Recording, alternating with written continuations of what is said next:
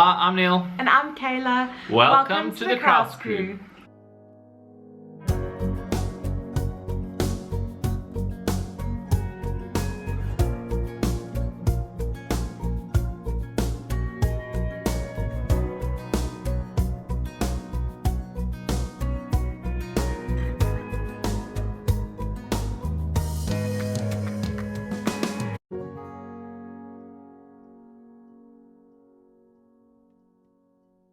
We hope you guys enjoyed the new little intro, and that's what's to come. So it's raining right now. If you hear rain, it's raining.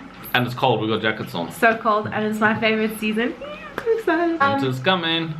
Welcome back to this week's episode. It is basically going into the second week of our honeymoon, so stay tuned and see what we get up to on day 8 and 9 of honeymoon.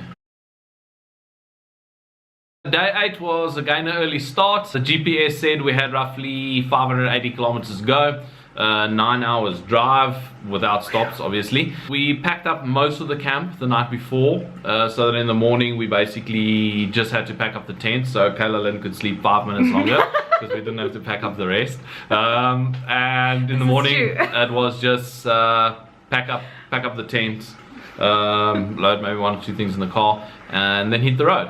Was I one of those 2 things? Yeah. 1, 2. Because we had an early start the previous day, we did arrange with the reception that there would be someone to open the gate for us, because I think it was a little bit earlier than what they normally open the gate, but they sorted that out for us. We left Kagga Kamma and headed towards Kalfinia via the Tankwa Karoo road, and you're about to see the scenery of that. Morning. Licky's driving. Okay, it's 6 AM and we've finished packing up camp and we're leaving for a big travel day.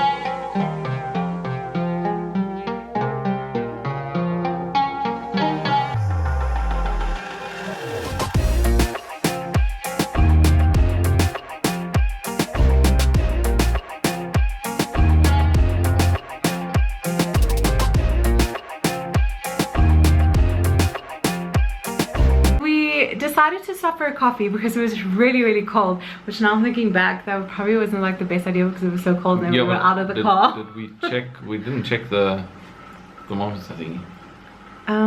Or did we? Yeah, maybe it said see if we've freaking got cold. There was like an icy breeze blowing. Yeah, really yeah, it was icy breeze. No, seriously, I think that's probably the coldest we got on this whole trip, and we were very cold some days. But this was it was very cold. Okay, so where did we stop? We stopped, well, on the Tankwa Karoo road. Yeah. We took some photos there and just like tried to huddle around the back of the car, around our little overgas burner to try and get warm.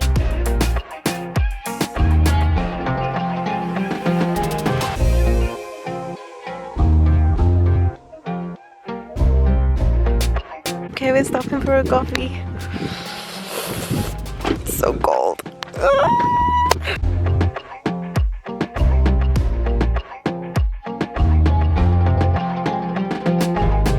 After making coffee, we hopped back into the car and got back onto the road. As Kayla mentioned, we were on the Tankwa Karoo road. From the research I did, this road is pretty heavy on tires. I think I said to Kayla a couple of times, yeah, I hope we don't get a puncture. Every few kilometers there's just tires lying next to the road, but luckily we ran quite heavy pressures. I tried not to cross the little middleman or run into the loose gravel on the side. We stayed on the track and yeah, kept normal road pressures, and we did pretty good. Managed to do the Tankwa Karoo road without getting a puncture. Okay, we're driving through the Tankwa Karoo and this is like the straightest, longest road we've ever seen in our lives.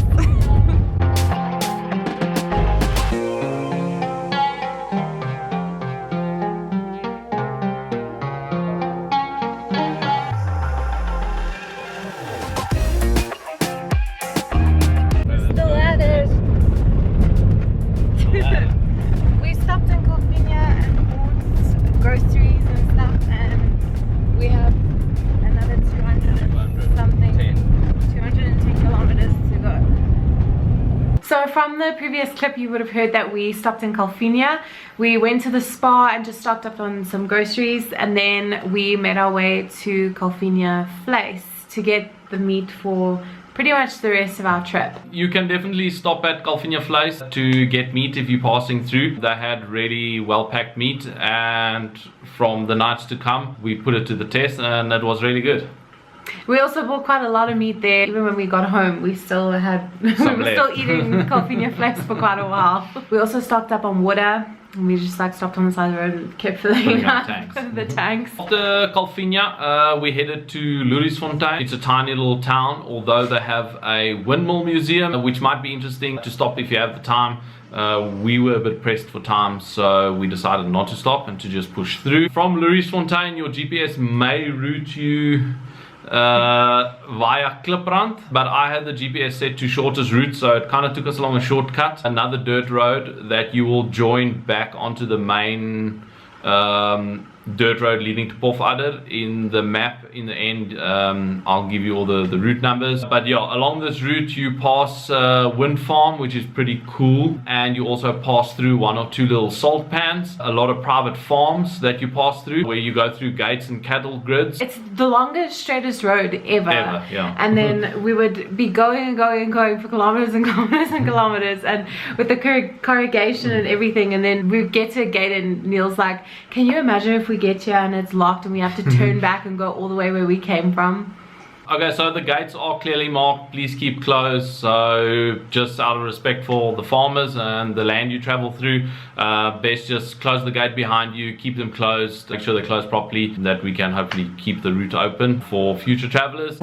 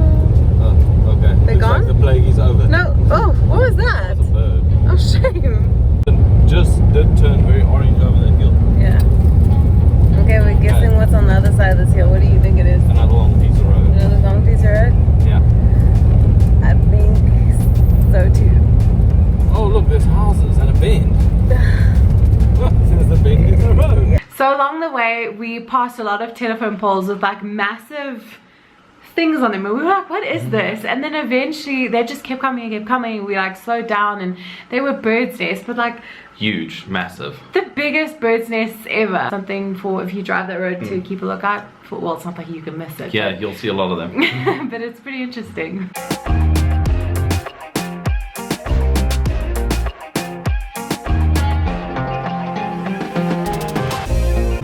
You see, those things are huge.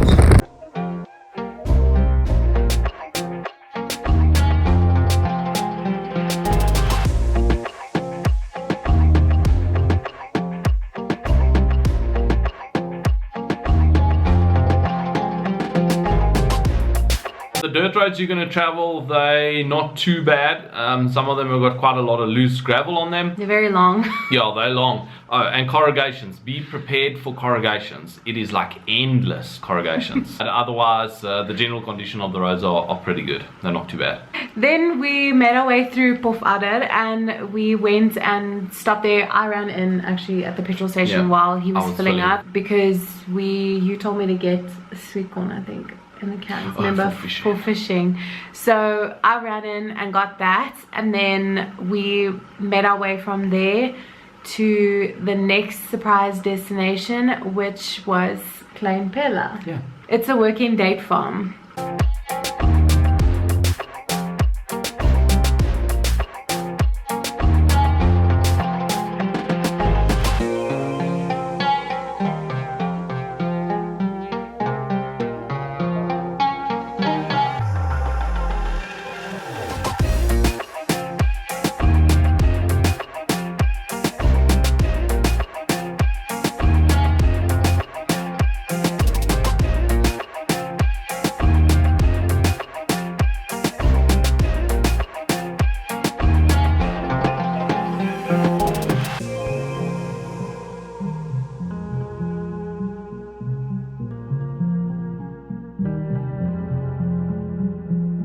we went to reception and got booked in, and then we went to find our spot and we set up camp, and then we poured us a drinky drink and we enjoyed the sunset and had dinner. Yeah.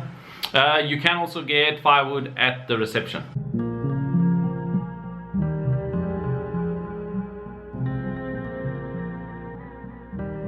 If you've watched some of our previous videos, you'll know that we said that at every single campsite we went to, we had an animal that would just attach itself to us, and it was no different at Klein Pella. Once we got set up, this little white cat came around and really made itself at home.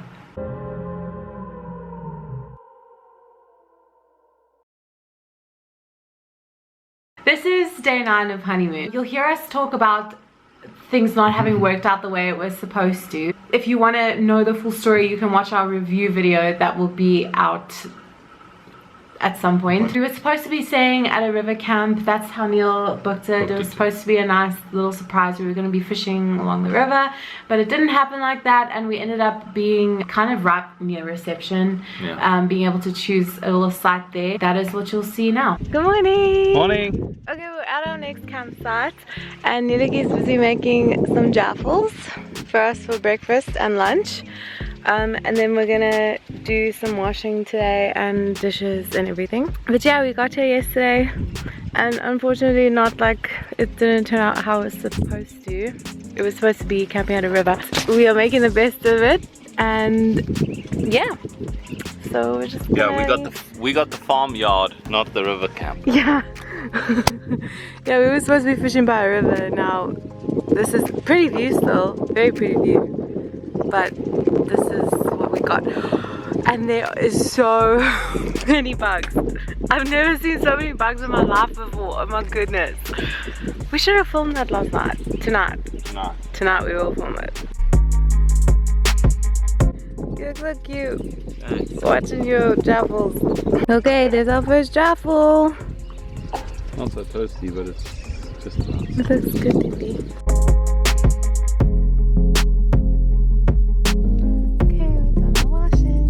Whole honeymoon trip, Neil kind of said to me like, listen, you know, we're gonna be roughing it the whole time, and I was actually very surprised. We stayed at Honeston. Obviously it's like a hotel. Kagga Kamma, the one night in the caves, you know, so it's not like there was like no ablutions. And some of the other places we stayed, there was ablutions, like what's that place, Buffelsfontein. We got here and I was thinking, okay, now we're roughing it, and then there was ablutions again, so I was like, okay, so we're not really like roughing it, but after this day it was roughing it.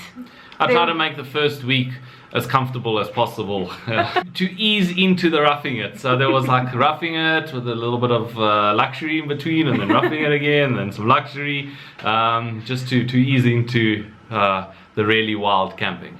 Because from here on out it's our shower and water. Well, we didn't really know the water situation, so we thought, okay, well, we have 120 liters of tap water, so depending where we can get water again, we got to try and keep showers as short as possible so that we don't run out of water. We were leaving again the next morning, and I was like, it was the afternoon by now, and I was like, okay, well, I'm gonna go and have a shower, wash my hair for the last supposable like time really. For the first day we were the only people. There was, I think, like one other car down below, but we were like alone where we were next to the ablutions. And I went in for the shower, and then I came out and there was like, the whole campsite was full. I think there were 9 other vehicles that just arrived in my short time in the shower. I was like, what the heck happened? I made eyes at Neil, like, because he was watching for when I came out. I was waiting to see how this unfolds. I made eyes at him, and I like quickly walked. I was like, what happened? And he was like, I didn't know how to tell you, like I couldn't come in because there's women. So while she was in the shower, camp kind of filled up. There were just cars rolling in with campers and trailers, and I was like, oh, we're getting neighbors. And when the car stopped like next to us and they decided this is their campsite, I was like, I don't know if I can warn Kayla Lynn. There were ladies in amongst the people that arrived, and they were like going to the bathroom, and I was like, well, it's going to be pretty awkward if I run into the ladies' bathroom and warn my wife that camp is just filled up, so when you come out the bathroom, make sure you're dressed. Yeah, I just can't believe how it went from 0 to 60 in such a short time. Anyways, so after that we poured ourselves some wine and we just sat and watched the really pretty sunset.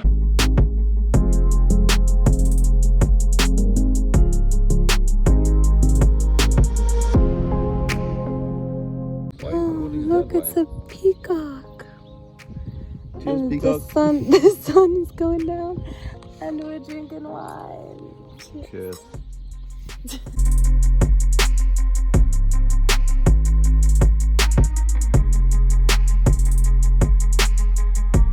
Yeah, that's the end of day 9 of honeymoon and now 2 days at Klein Pella. Our dog's joined us for the film. He's got his sad face on. He probably wants dinner. So thanks for joining us for day 8 to 9 of honeymoon. We hope you enjoyed it. If you did, remember to hit the like and subscribe button and the notification bell so that you can join us for the video still to come. If you guys want to see what we've got up to up until this point, then we'll have the videos linked on the screen or in the description. All our honeymoon videos are saved on a playlist on our channel called Our Overland Honeymoon. Yeah. Okay, bye.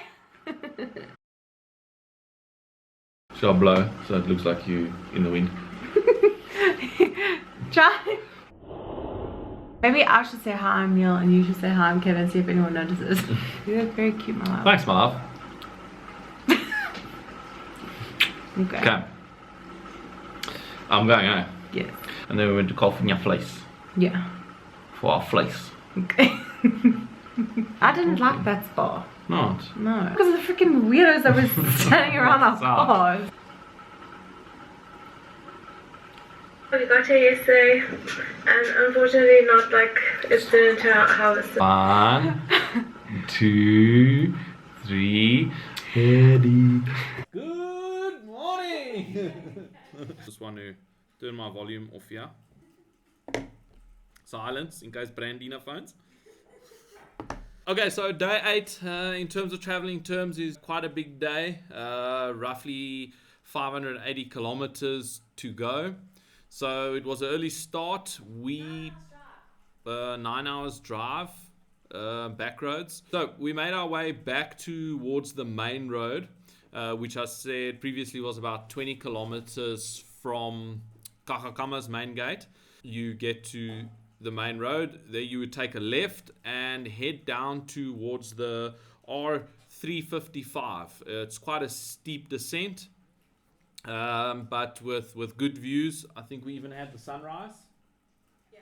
Yeah. So we had the sunrise on the descent down to the R55, which is also known as the Tankwa Karoo road. We took it slow, steady, and ran pretty hard pressures so that we didn't have any issues with tires. Once we got into the Tankwa Karoo road, we headed for Kalfinja. So this is all dirt road. As you travel along the Tankwa Karoo road to Kalfinja, then it's just before Kalfinja, right about there, you get onto some tar and you drive into the town of Kalfinja. We stopped over at the local spa. Then we also stopped at a butchery called Kalfinja Vleis. So from Kalfinja, you do a little bit of tar just to get out of town, and then you back on the dirt road, and from there you again on the R355, and we headed up to Loeriesfontein. So from Loeriesfontein we'll be heading to Pofadder.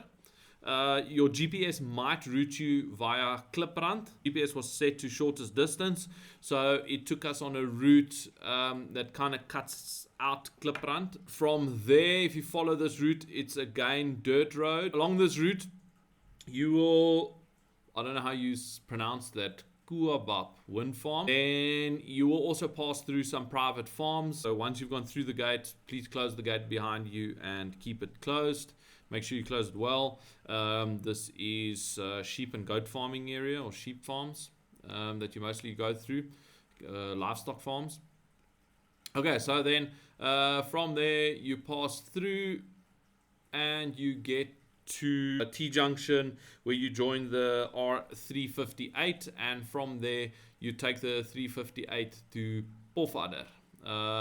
Then from Pofadder it's a short, not too long drive to the Klein Pella date farm, which is also the Klein Pella campsite.